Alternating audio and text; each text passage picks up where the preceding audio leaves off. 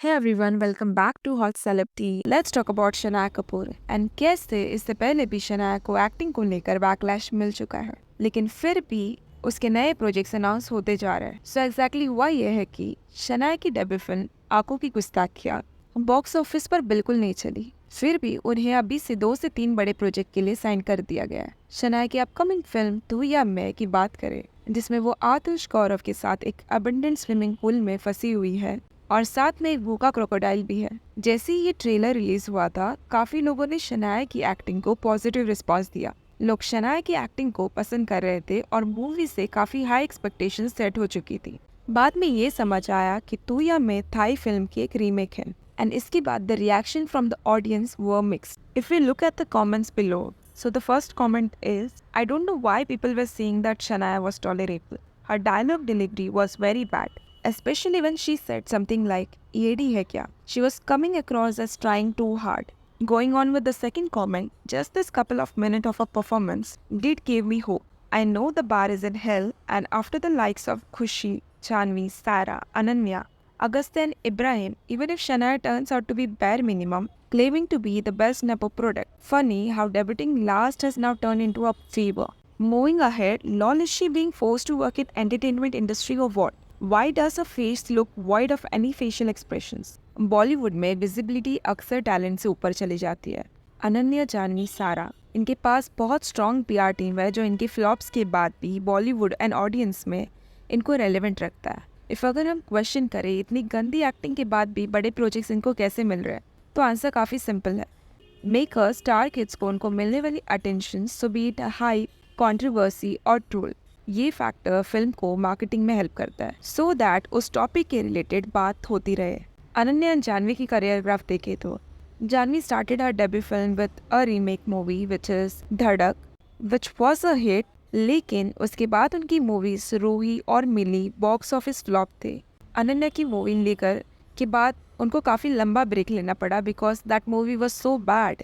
After which her new project which was खो गया हमका, जो कि OTT मूवी थी, उसके लिए लोगों ने अनन्या को अप्रिशिएट भी किया था। शनाया की अगर हम बात करें तो उनकी डेब्यू फिल्म इतनी बुरी परफॉर्म की थी that it was a box office disaster.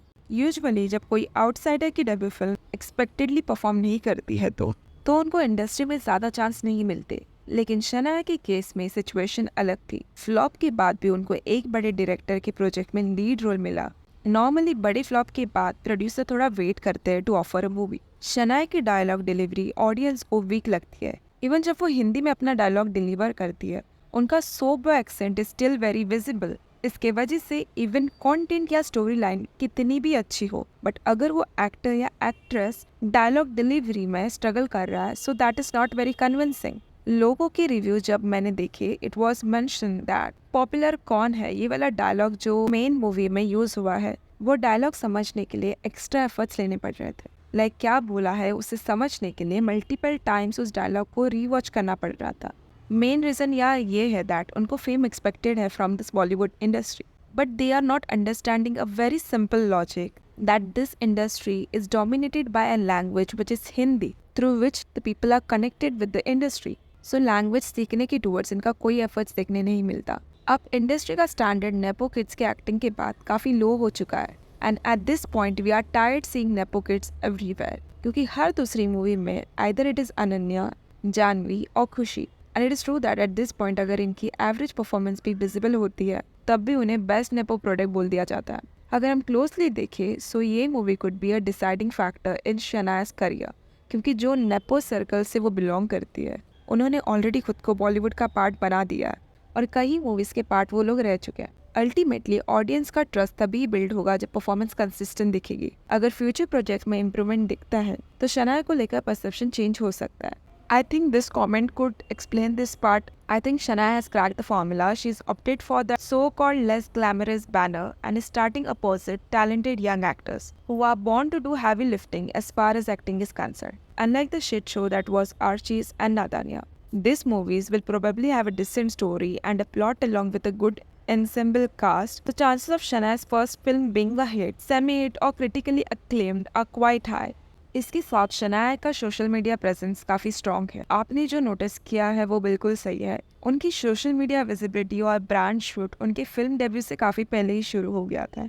Shanaya ने 2024 और 2025 के बीच में अपनी पहली फिल्म रिलीज होने से पहले ही कई बड़े ब्रांड्स के साथ शूट और कॉन्ट्रैक्ट साइन कर लिए थे, जब उनकी कोई फिल्म फ्लोर पर नहीं आई थी। इसके एड्स और शूट आपको सोशल मीडिया पर दिख जाएंगे।